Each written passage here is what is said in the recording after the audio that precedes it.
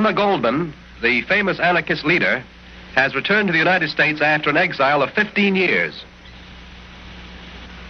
I'm delighted to be back in the United States, my hunting ground of 35 years.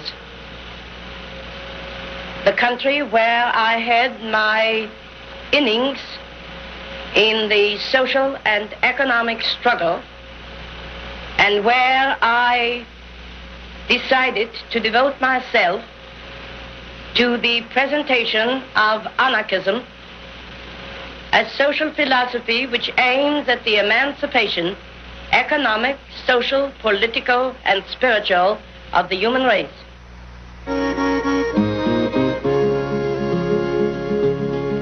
Emma Goldman was perhaps the best known of the many immigrant anarchists who had come from countries all over Europe.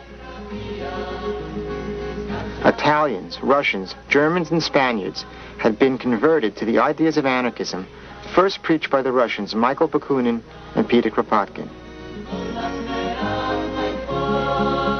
The immigrant anarchists envisioned a world without leaders, a system of mutual aid made up of interlocking federations and communes.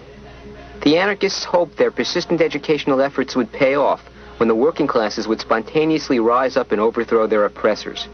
These immigrants created a whole self-contained culture with their own schools, colonies, newspapers, and publications. Together with other immigrant groups, they led anti-war protests during the First World War and were active in fighting the rising tide of fascism during the 1930s and 40s.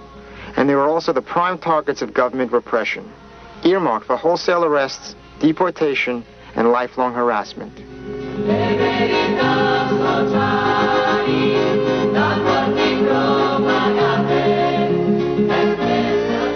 What do you think about Russia, Miss Goldman?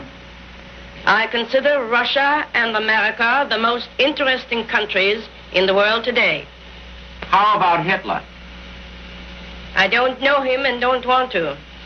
What is your opinion of Italy? Beautiful country minus Mussolini. Miss Goldman, should the government here object to your speeches of anarchism, would you change them or leave the country? I will leave the country rather than deny my ideas. I prefer to stick to my guns.